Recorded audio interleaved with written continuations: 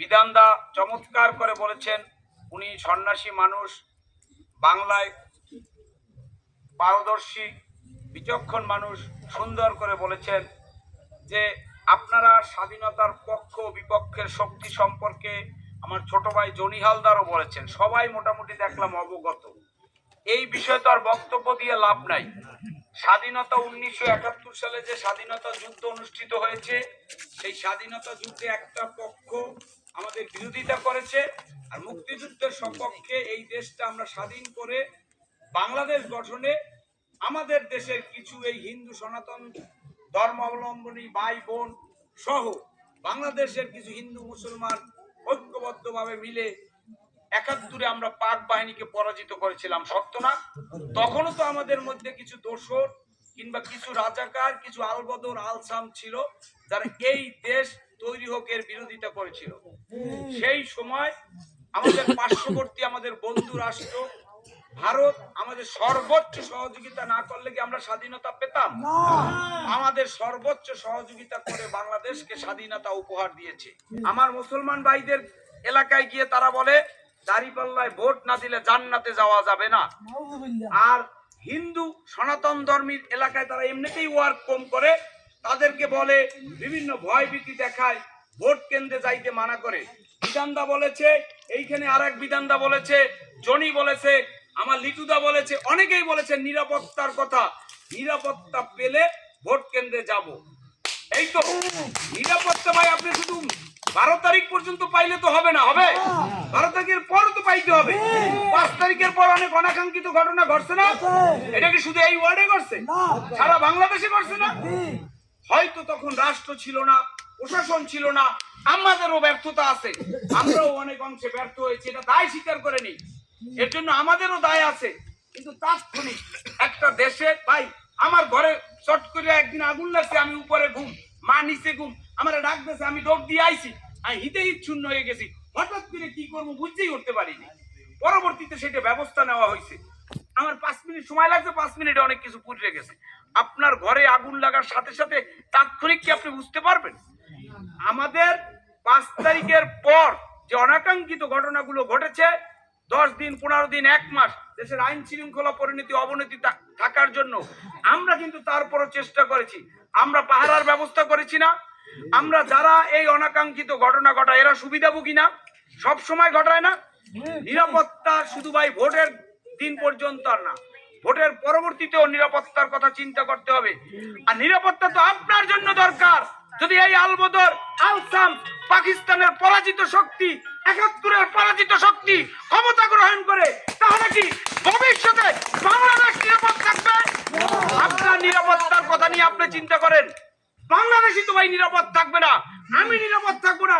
আমি তো লিটু ভাই বাড়িতে শ্রাদ্ধ অনুষ্ঠান খাইতে আসতে পারবো না, আমাকে তো লাড়ুর দাওয়াত দিবেন না। আমার বোনরা তো শাখা সিঁদুর পরিয়া ঢোল তাবলা নিয়া গ্রামে গ্রামে এই শাখা শঙ্খ বাজাইয়া ঢোল বাজাইতে পারবে না, পারবে? এইগুলোই তো করা সম্ভব হবে না। নিরাপত্তা ভাই, আজকে দেশ নিরাপদ না, দেশই তো নিরাপত্তা ঝুঁকিতে পড়ছে। পাকিস্তানি পরাজিত শক্তি, তুরস্কের টাকা, এই তালেবান, আফগানিস্তানের দোসররা এই সরকারের সাথে মিলেমিশে এনসিপি নামক একটা দল এবং এই জামাতি ইসলাম বাংলাদেশকে কুরে কুরে খাওয়ার চেষ্টা করছে না? আমার নেতাকে, আমার নেত্রী, দেশ নেত্রী খালেদা জিয়া মারা যাওয়ার পরে আপনারা জানেন, ইন্ডিয়ার বিধানদা হয়তো ভালো জানবে, ইন্ডিয়ার প্রধানমন্ত্রী একটা শোক বার্তা পাঠাইছিল। সেই শোক বার্তায় কি উল্লেখ করছে আপনারা জানেন সবাই? তারেক রহমানকে বলছে আগামীর প্রধানমন্ত্রী এবং আপনার হাতেই বাংলাদেশ নিরাপদ। এখন আপনারা হয়তো একটা দল করেন, সেই দল নাই, মার্কা নাই, এখন কি আপনি এর জন্য উদাসীন হয়ে ছাইরা দিয়া একটা অন্য একটা রিক্স সংগঠন যার কাছে দেশ নিরাপদ না, তার হাতে রাষ্ট্রকে তুলে দিবেন? আপনার মা বোনরা বাইরে বের হতে পারবে?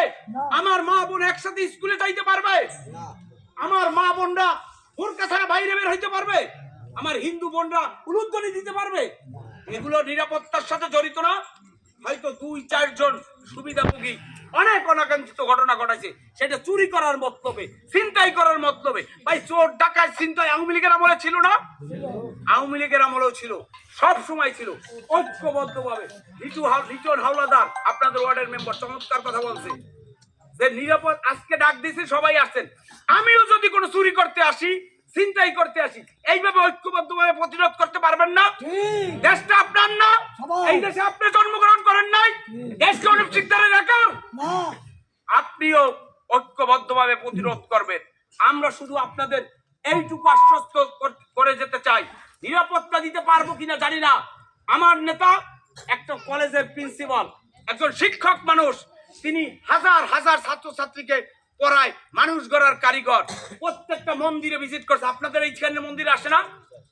স্পষ্টভাবে ওই দিন কলেজ মাঠে বলে গিয়েছেন, কেউ যদি আপনাদের আমার সনাতন ধর্ম অবলম্বনী মা ভাই বোনদেরকে উত্ত্যক্ত করার চেষ্টা করে, খুঁটিতে বেঁধে রেখে আমাকে খবর দিবেন। বলে নাই আমার নেতা যদি নির্বাচিত হতে পারে, এই এলাকার অনাকাঙ্ক্ষিত ঘটনা কিংবা আমাদের এই হিন্দু ধর্ম অবলম্বনী মা বোন ভাই যাদের কোন ধরনের নিরাপত্তার ঝুঁকিকে সর্বোচ্চ গুরুত্ব দিয়ে তিনি দেখবেন, তিনি কথা দিয়েছেন। আমাদের নাজিরপুর উপজেলা বিএনপি সাধারণ সম্পাদক নির্বাচন পরিচালনার কার্যক্রম শুরু করেছে আপনাদের ওয়ার্ড থেকে। সেই দিন তিনি, আপনারা অনেকেই ছিলেন না, অনেকে ছিলেন, স্পষ্টভাবে বলে গিয়েছেন আমার মোবাইল নাম্বার রেখে দেবেন, আমাকে ফোন করবেন, আমরা সর্বোচ্চ নিরাপত্তা দেওয়ার ব্যবস্থা করব।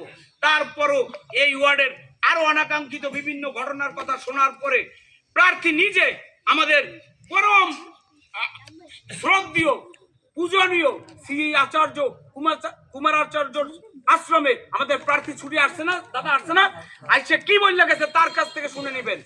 আমাদের তো প্রয়োজন নাই, আপনারা ইউনিয়ন বিএনপির আহ্বায়ককে জানাবেন, সদস্য সচিবকে জানাবেন, প্রয়োজনে প্রার্থীকে জানাবেন।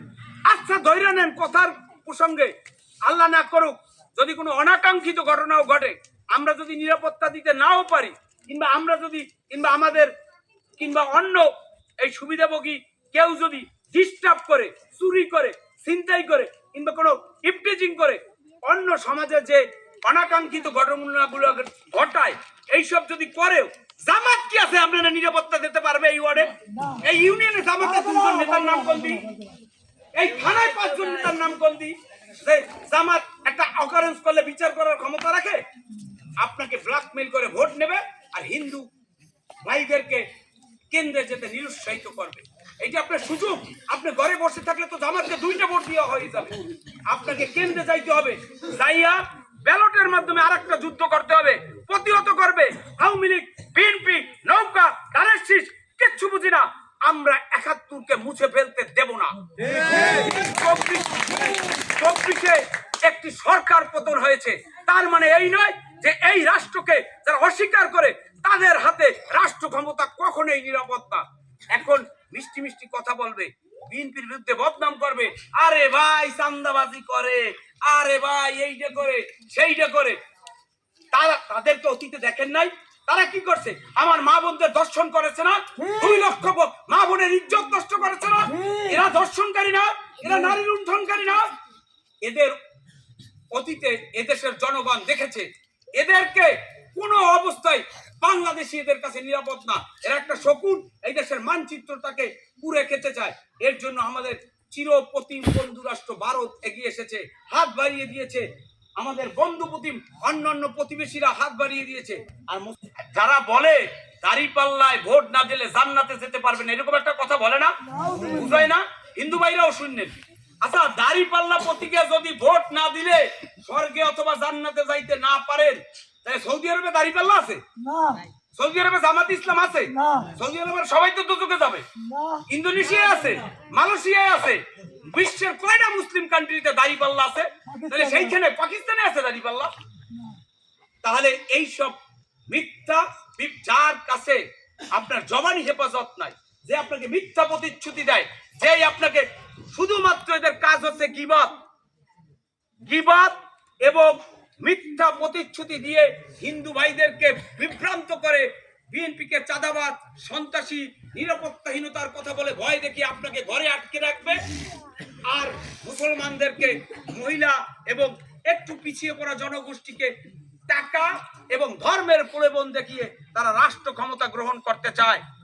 এবং একটা কথা জামাতের নেতারা বলছে, অনেকেই শুনছেন মনে হয়, বলছে না হিন্দু যারা শিক্ষিত, এখানে অনেক শিক্ষিত লোকজন আছেন আমি দেখতে পাচ্ছি, যে সময় এসেছে 54 বছরের প্রতিশোধ নেওয়ার। এই কথাটা কি কেউ শুনছেন? সময় এসেছে 54 বছরের প্রতিশোধ নেওয়ার। কি বুঝাইতে চাইছে? কি প্রতিশোধ নেবে? এরপর আপনি নিরাপত্তার কথা ভাবেন। রাষ্ট্রই যেখানে নিরাপদ না, আগে আপনার শকুনের হাত থেকে মানচিত্র ভাই উদ্ধার করেন, তারপর আপনি আমি আবার ভোট যুদ্ধ করব, আবার প্রতিযোগিতা করব। আরেকটা 71 শুরু হয়েছে দেশে। এরা বাংলাদেশকে তালেবানদের হাতে তুলে দিতে চায়, আফগানিস্তানদের হাতে তুলে দিতে চায়, উগ্র মৌলবাদী রাষ্ট্র তৈরি করতে চায়। আমাদের হিন্দু মুসলিম যে সম্প্রতি এক কলা পাতায় ভাত খাওয়া, একসাথে শ্রাদ্ধ খাওয়া, এই অনুষ্ঠানগুলো এরা নষ্ট করে দিতে চায়।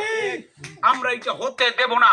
আগে দেশ বাঁচান, নিরাপত্তা, আপনার নিরাপত্তা নাসির মল্লিক, অনুপ শিকদার, অধ্যক্ষ আলমগীর হোসেন করবে, কথা দিয়ে গেলাম। না হলে আমরা যদি আপনাদের নিরাপত্তার ব্যবস্থা করতে না পারি, বিএনপি যদি রাষ্ট্র ক্ষমতা গ্রহণ করে, আপনারা পরবর্তীতে আমরা যদি কোনোদিন আপনাদের কাছে ভোটের জন্য আসি, আমাদেরকে সমুচিত জবাব দিয়ে দেবেন। একটু বলেন কি মনে হয় সারা দেশে?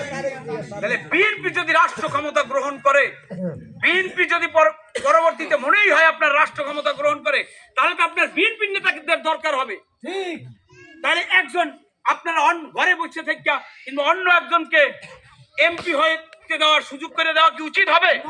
তাদের হাতকে আরো শক্তিশালী করতে হবে না?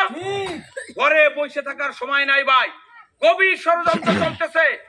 দেশকে উদ্ধার করেন, আপনার নিরাপত্তার ব্যবস্থা আপনি করেন।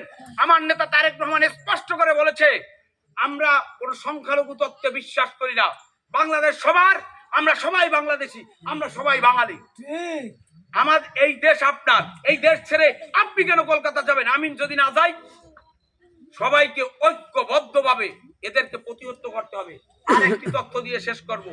1,92,976 ভোট এই 3 ধারা মিলাইয়া দিনাজপুর 1 আসনে। এর মধ্যে আপনারা হিন্দু সনাতন ধর্মাবলম্বী 1,20,000 ভোট। আপনাদের কাছে চাবিকাঠি, আপনারা নিরাপত্তা খোঁজেন, আপনারা যেই মার্কায় ভোট দেবেন তারাই নির্বাচিত হবে, বারবার স্বীকৃত। এইখানে আপনি স্পষ্ট করে যে প্রার্থী আসবে স্পষ্ট করে বলে দেবেন, আমরা নির্ধারিত করব এই আসন থেকে কে এমপি হবে। 1,20,000 ভোট নিয়ে কিসের নিরাপত্তা খোঁজেন? আপনার দেশ এইটা, নিরাপত্তা তো আপনার কাছ থেকে নিতে আসবে। ঐক্যবদ্ধভাবে প্রতিহত করবেন, ঐক্যবদ্ধভাবে প্রতিহত করবেন। এইখানে আপনারা সংখ্যা লঘু না, আপনারাই সংখ্যাগুরু। শ্রীরামকাঠিও তো সর্বাধিক হিন্দু অধ্যুষিত এলাকা, শুধু এই ওয়ার্ড না। তাহলে আপনারা শক্ত হাতে প্রতিহত করেন, আমাদের ডাকেন। আমরা যদি আপনাদের সাথে ন্যায়সঙ্গত ইনসাফের প্রত্যেকটা আন্দোলন এবং প্রত্যেকটা বিচার ব্যবস্থায় আপনাদের পক্ষে না থাকি, আমাদের সমুচিত জবাব দিয়ে দেবেন। স্পষ্ট কথা, আপনাদের সাথে আছি। পায়ে হাত দিয়ে অনুরোধ করি ভাই, ঘরে বসে থাকেন না। মা, বোন, বৌদি, কাকিমা, যে যেখানে আসেন ভাই, একটা যুদ্ধ, নির্বাচনের ভোট কিন্তু আপনাকে যাইতেই হবে। আপনার প্রয়োজনে, আমার প্রয়োজনে, দেশের প্রয়োজনে, পরবর্তী রাজনীতি নির্ধারণের প্রয়োজনে। উগ্র মৌলবাদীদের হাতে দেশ নিরাপদ না, না, না। আমাদের বাঁচতে দেন। আপনারা দেশ ছেড়ে চলে যাবেন। আপনারা 71 যুদ্ধ করে দেশটা স্বাধীন করছেন। একটা নিরাপদ দেশ আমাদের কাছে উপহার দেন। ভিক্ষা চাইয়া গেলাম, আমাদের হিন্দু কাকা মুরব্বী যারা আছেন, ভিক্ষা চাইয়া গেলাম আপনাদের কাছে, এই দেশটাকে একটু নিরাপদ আপনারা কইরা দিয়ে যান। 12 তারিখে কেন্দ্রে গিয়া ধানের শীষে ভোট দিয়া। খোদা হাফেজ, সবাই ভালো থাকবেন। সবাই 12 তারিখ ধানের শীষে ভোট